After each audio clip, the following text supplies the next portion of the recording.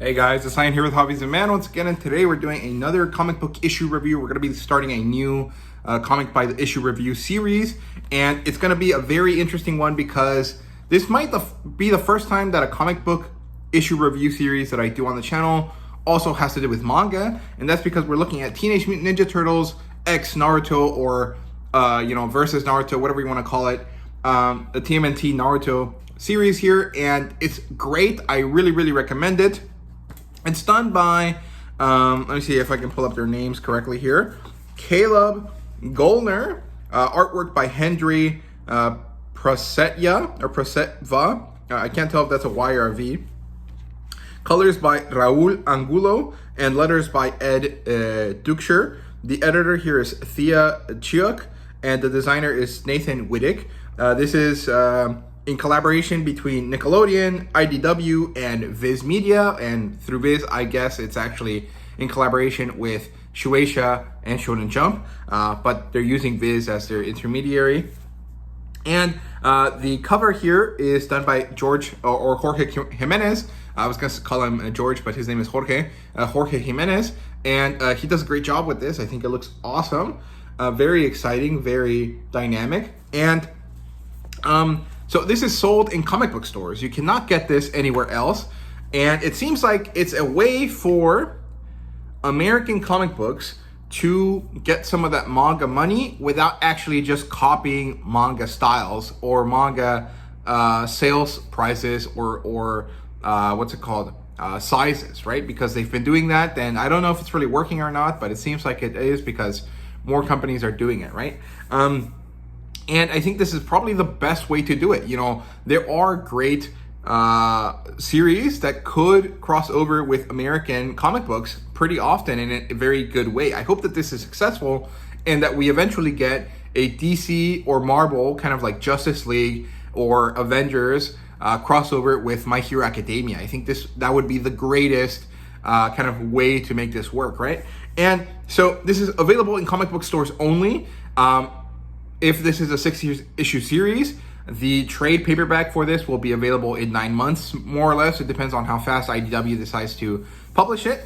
And that means that you're going to have to wait a long time. If you don't want to do that, if you want to, track this down, I recommend you go find your nearest comic book shop and see if you can order from them, if they have any extra copies, or if they can get you an extra copy by ordering it directly from the distributors, right? If you can't do that, you can find different comic book stores that sell online that ship to you, but it's going to be a pretty pricey endeavor. You might want to buy more than one comic book if you're doing that.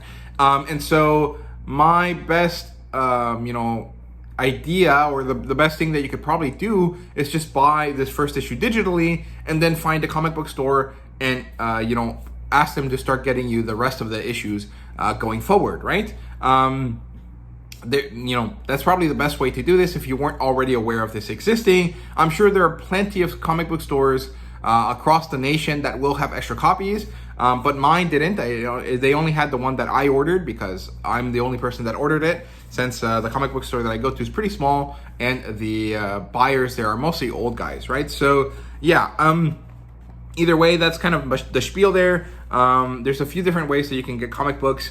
You don't actually have to go to the store, but the most accessible one for your average manga reader is probably going to be finding it digitally, buying it digitally, right? So yeah, now I'm going to go through this whole thing. I'll give you kind of a non-spoiler synopsis here to kind of start you, and then I'll get into spoilers, and then every video after this will be spoiler filled, right? So Teenage Mutant Ninja Turtles Naruto collaboration or crossover comic book, whatever you want to call it, is basically a story that is ultimately an escort mission. At least this first issue is, right? And throughout the escort mission, we get a lot of exposition telling us how these two worlds kind of manage to coexist.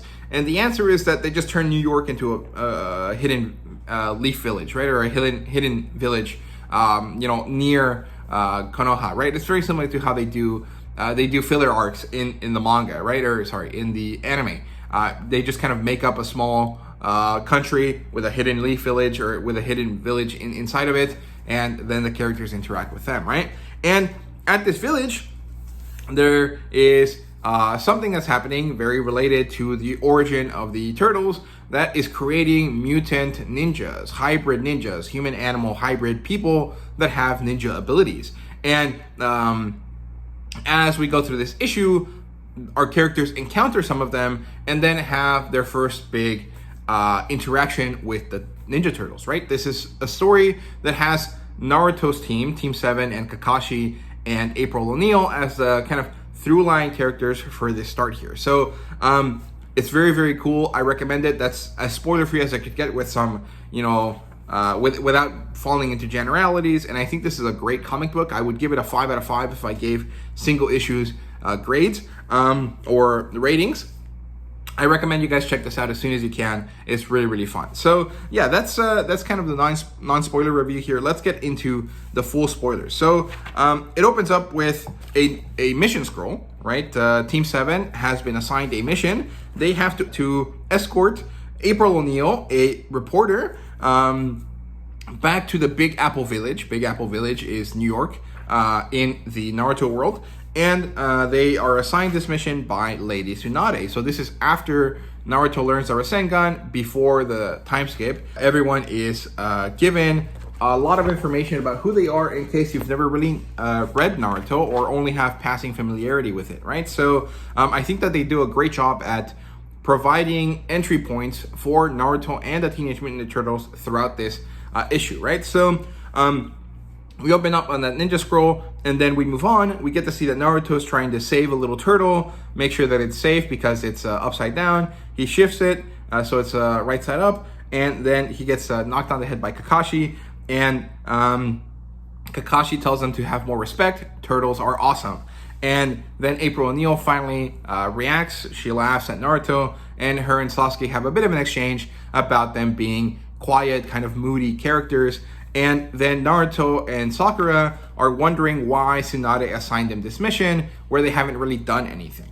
And so what happens here is that April O'Neil actually tells him that she's searching for information about this scientist, Dr. Baxter Stockman, who was the city's, or the Big Apple's, the Big Apple Village's chief engineer or scientist. And he was given money to provide research and development of weapons and tools for the ninja, right, of the village. And instead, he thought he was a polymath and decided to use the academic budget he was given to create biological weapons by creating this ooze that allows him to create mutant ninjas by combining them with animals. And we get to see a little bit of a silhouette of what's coming here. We get to see a lot of bugs, we get to see some mammals, but a lot of shadows. We don't really know what's going on here. As she tells him this, Naruto and Sasuke kind of think about human and animal combinations into creating monsters. And Naruto thinks about himself, and Sasuke thinks of Orochimaru, right? Because Orochimaru basically is a snake man. For whatever reason, I don't think it was ever explained how he got there, but he is kind of a snake man. And Sakura picks up on the fact that she said it was experimental, right? That there was only theoretical research, but it turns out that maybe that's not the case, right? And suddenly the Foot Clan shows up. They kind of have a bit of a spar with Kakashi word-wise, right? Naruto notices that the leader of the Foot Clan is a fox lady or a fox person, and then Kurama, the nine-tailed fox, talks to Naruto. He's like, no, this is not related to me. This is a fake one-tailed fox, or just a fox person in general. And Naruto is kind of afraid that Kurama could talk to him like that. Kakashi tells him to focus, and then as they're about to get ready to fight, which looks like this, awesome spread right there, I love how that looks, suddenly the Foot Clan gets attacked in a bit of a cloud of smoke and dirt, and they're all knocked out. What happens after this is that we get to see 4 turtles and a small rat man with Ambu mask, and so the characters don't immediately think that he is or that they are mutant people, but clearly they're not human, but it's not really important, right? The point is here that the little rat guy with the Ambu mask says, 1 adversary down, 1 more to go. And so the Turtles decide to ask Team 7 to give April O'Neil back to them. And because it doesn't work well, they have to start fighting. April is about to stop them when she realizes, oh, this might actually be a really good story, right? This could be great content for my reporting. And so she decides to just let it happen. And so we get to see that the characters kind of pair off here. So Sasuke fights Leonardo because it's leader versus leader, right? I guess Sasuke was supposed to be the leader of Team 7, but I don't think that they ever got to the point where there was leadership necessary because Kakashi was always in charge, right? And so they start fighting. Sasuke throws kunais. Leonardo deflects them with his sword. And he clearly sees that Sasuke is a brooding, revenge-filled individual and tells him that that's not really working, that that's not good for him, right? We get to see that Sakura fights Raphael, and I think they're being paired off by color at this point.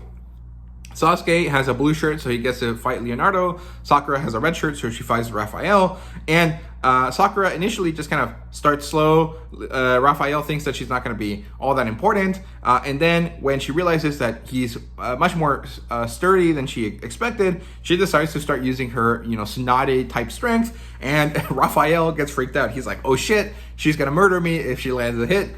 And I thought that was pretty funny. And of course, Naruto ends up fighting against Mikey and Donatello. And because there's two of them, Naruto immediately goes into the Shadow Clone Jutsu. Although here we get to see a bit of an issue here where this is not called the Shadow Clone Jutsu like everyone calls it. It's called the Art of Doppelganger. The Art of the Doppelganger, sorry. And we get to see that a few different phrases that are used here and there that are very clearly understood by Naruto audiences to be a certain way are actually said slightly differently. I don't know if this matches the Naruto manga because I haven't read the manga, or at least not all of it, or if it's just a different translation based on what Japan sent over, right? But, he doesn't say Shadow Clone Jutsu, he says Art of the Doppelganger. And he starts fighting Mikey and Donatello with a bunch of them. And they have a funny interaction here where they just make a joke that's not really that good, but it works for the turtles, right? Then we get to see that Kakashi fights Splinter, and he immediately uses a thunder attack. And I think actually it's not Kakashi that uses it, but rather Splinter.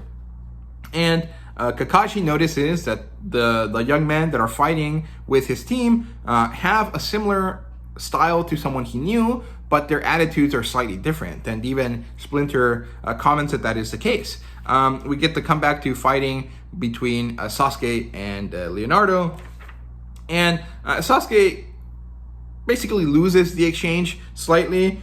Sakura seems to win the exchange. And then Naruto loses the exchange because he's fighting against two characters that are smarter than him because he punches Mikey in the face. Mikey obviously can, suck in his head into his shell. And so Naruto thinks he killed him. And that's when Donatello knocks him on the head with his polearm. And so all of Naruto's ninjas disappear. All of his clones disappear. And April is excited about this, but then the characters face off one more time. The battle stalls, and Kakashi and Splinter get them all to stop attacking each other. Splinter tells Naruto that these characters are not a clan, that they are not like the Foot Clan, they are a family. And Kakashi reveals his Sharingan, and then quickly moves to remove all of the masks that all of the characters have, revealing to them to be, mutants, mutant animals, and of course being Splinter and the Ninja Turtles. And we as readers already knew that, but this is probably the first time that Naruto and company have seen characters like this. And another phrase that Kakashi says, right, looking underneath the underneath, or whatever the phrase was, is kind of given a different kind of spin here, where he says hidden meanings within hidden meanings, right? You may look different, but that is a shinobi I know. It's good to see you again, Hamato Yoshi, right? And Hamato Yoshi is the original version of Splinter. In the original comic books, or in different iterations of the comic books, Splinter is either the rat, the pet rat of this guy called Hamato Yoshi, who was a great warrior, or he is a reincarnation of him, right? And the turtles are either his children, or like reincarnations of Hamato Yoshi's children, or they are literally just kids that Hamato Yoshi adopts as they grow up to be turtles, right? And so this is where the story ends. We get to see a preview for the next issue, which is the cover for issue 2, which looks awesome. And then we get to see the cover gallery, which looks great. I love the orange background here. I like that we have the cover gallery, even if the thumbnail images are a bit too small for my taste. And then we just get a bunch of ads for the turtle stuff, right? I would have liked to see one ad for Naruto. I think it would have been good. And I actually would have preferred that they didn't use this to promote the Ninja Turtles comic books, even though that's basically the point of this existing. I would have preferred it if they used some of those pages to show some of the process that went into doing this, right? I would like to see some letter pages explaining the process between Viz and IDW, the collaboration, or maybe some art and the evolution of the artwork as the characters kind of get more refined for the story, right? I would have liked to see some of that. But overall, this was a great issue. I loved it. I thought it was really, really fun. I really enjoyed it. It's nice to come back to Naruto in a way that I've never experienced Naruto before. It's nice to see the Teenage Mutant Ninja Turtles in a way that I've never seen them before again. And it's nice to see them cross over. I really, really enjoyed this. This is a 10 out of 10 issue, a 5 out of 5, whatever you want to call it. This is probably one of the coolest comic books I've read this year, not because it's significantly better than any of the other ones, but just because of the value that it has to me as a fan of comic books and manga, and as a massive fan of Naruto growing up. So yeah, overall, great stuff. I can't wait to see more of this. It doesn't look like we're going to get to see other teams from Konoha. It seems like this is going to be mostly just Team 7 and the Turtles going to New York, right? But if we ever get to see more of them, I would like to see Casey Jones interact with Sasuke. I would like to see Rock Lee show up, because I think that'd be a really fun way to interact with these characters. And, I would just like to see more stuff like that. So hopefully this is a series that has more than one run. It has the first 6 issues, and then hopefully it has another set of 6 issues, and maybe a third or a fourth set of 6 issues, right? So yeah, those are my thoughts on Teenage Mutant Ninja Turtles and Naruto. Let me know what you thought down below. Thank you so much for watching, and see you guys later.